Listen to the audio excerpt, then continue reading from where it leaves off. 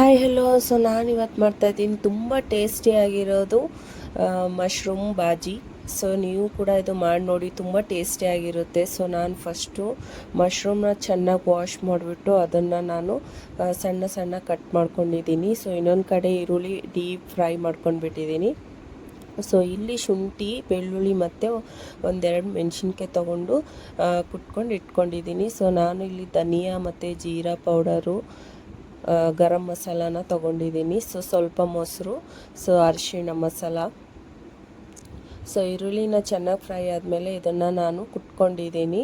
ನಾನು ಮಿಕ್ಸಿ ಗ್ರೈಂಡರಲ್ಲಿ ಹಾಕಿಲ್ಲ, ಸೊ ಕೈಯಲ್ಲಿ ಇದರಲ್ಲಿ ಕುಟ್ಕೊಂಡಿದ್ದೀನಿ. ಸೊ ಅದನ್ನು ನಾನಿವಾಗ ಇದರಲ್ಲಿ ಮಶ್ರೂಮಲ್ಲೇ ಆ್ಯಡ್ ಮಾಡ್ತಾಯಿದ್ದೀನಿ. ಸೊ ಫಸ್ಟು ಏನು ಈರುಳ್ಳಿ ಕುಟ್ಕೊಂಡಿದ್ವಲ್ಲ ಅದನ್ನು ಅದರೊಳಗಡೆ ಆ್ಯಡ್ ಮಾಡಿಬಿಟ್ಟು ಶುಂಠಿ ಬೆಳ್ಳುಳ್ಳಿ ಮೆಣಸಿನ್ಕಾಯಿ ಪೇಸ್ಟು ಮತ್ತು ಸ್ವಲ್ಪ ಕೊತ್ತಂಬರಿ ಸೊಪ್ಪು, ಸೊ ಧನಿಯಾ ಪೌಡರು, ಜೀರಾ ಪೌಡ್ರು, ಗರಂ ಮಸಾಲಾನ ನಾನಿಲ್ಲಿ ಹಾಕ್ಕೊತಾ ಇದ್ದೀನಿ.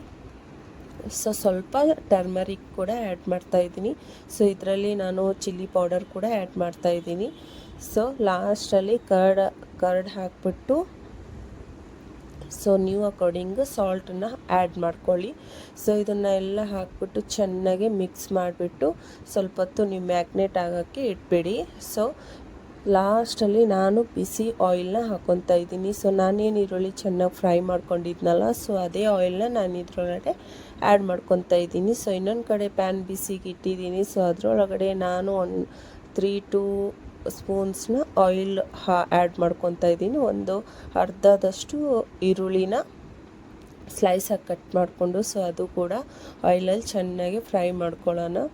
ಸೊ ಇಲ್ಲಿ ನಾವು ಚೆನ್ನಾಗಿ ಫ್ರೈ ಮಾಡಿದ ತಕ್ಷಣ ಸೊ ಇಲ್ಲೂ ನಾನು ಸ್ವಲ್ಪ ಚಿಲ್ಲಿ ಪೌಡ್ರನ್ನ ಆ್ಯಡ್ ಮಾಡ್ಕೊತೀನಿ, ಯಾಕಂದರೆ ಕಲರ್ ಚೆನ್ನಾಗಿ ಬರುತ್ತೆ. ಸೊ ಅದರಿಂದ ಈ ಆಯಿಲಲ್ಲಿ ನಾನು ಸ್ವಲ್ಪ ಚಿಲ್ಲಿ ಪೌಡ್ರನ್ನ ಕೂಡ ಆ್ಯಡ್ ಮಾಡ್ಕೊತಾ ಇದ್ದೀನಿ. ಸೊ ಅದು ಕೂಡ ಚೆನ್ನಾಗಿ ಮಿಕ್ಸ್ ಮಾಡಿಬಿಟ್ಟು ಸೊ ನಾವು ಏನು ಮ್ಯಾಗ್ನೇಟ್ಗೆ ಇಟ್ಟಿದ್ವಲ್ಲ, ಸೊ ಅದನ್ನು ನಾನಿಲ್ಲಿ ಹಾಕ್ಕೊಂಡು ಚೆನ್ನಾಗಿ ಇದು ಕೂಡ ಮಿಕ್ಸ್ ಮಾಡ್ಕೊತಾ ಇದ್ದೀನಿ. ಸೊ ನೋಡಿ ಎಷ್ಟು ಚೆನ್ನಾಗಿ ಕಲರ್ ಬರುತ್ತೆ. ಸೊ ಅದರಿಂದ ನಾನು ಯಾವತ್ತೂ ಆಯಿಲಲ್ಲಿ ಒಂಚೂರು ಚಿಲ್ಲಿ ಪೌಡ್ರನ್ನ ಆ್ಯಡ್ ಮಾಡ್ತೀನಿ. ಸೊ ನಾನಿಲ್ಲಿ ಗ್ಯಾಸ್ ಸಣ್ಣ ಇಟ್ಬಿಟ್ಟು ಇದನ್ನು ಆಯಿಲ್ ಚೆನ್ನಾಗಿ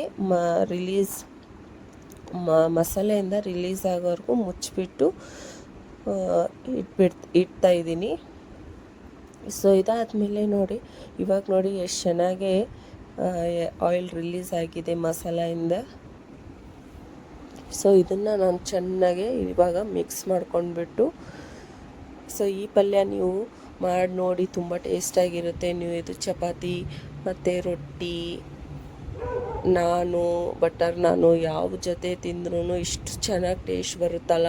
ನೀವು ನೋಡಿದ್ರೇ ಗೊತ್ತಾಗ್ತಿರ್ಬೋದಲ್ವ ಎಷ್ಟು ಚೆನ್ನಾಗಾಗಿದೆ ಇದು ನೋಡೋಕ್ಕಲ್ಲ. ಆ್ಯಂಡ್ ತಿನ್ನೋಕ್ಕೂ ಕೂಡ ತುಂಬ ಟೇಸ್ಟಾಗಿರುತ್ತೆ. ಆ್ಯಂಡ್ ನೀವು ಮಾಡಿ ನೋಡಿ ಆ್ಯಂಡ್ ನೋಡಿಬಿಟ್ಟು ನನಗೂ ಕೂಡ ಕಮೆಂಟ್ ಬಾಕ್ಸಲ್ಲಿ ಹೇಳೋದು ಮರಿಬೇಡಿ. ಸೊ ಲಾಸ್ಟಲ್ಲಿ ನಾನು ಸ್ವಲ್ಪ ಕೊತ್ತಂಬರಿ ಸೊಪ್ಪು ಹಾಕ್ಕೊತಾ ಇದ್ದೀನಿ. ಸೊ ಈ ವಿಡಿಯೋ ನಿಮ್ಗೆ ಇಷ್ಟ ಆದರೆ ನನಗೆ ಲೈಕ್ ಮಾಡೋದನ್ನು ಮರಿಬೇಡಿ. ಸೊ ಇದೇ ಥರ ವಿಡಿಯೋಸ್ನ ನಾನು ನಿಮಗೋಸ್ಕರ ತೊಗೊಂಡು ಬರ್ತಾ ಇರ್ತೀನಿ.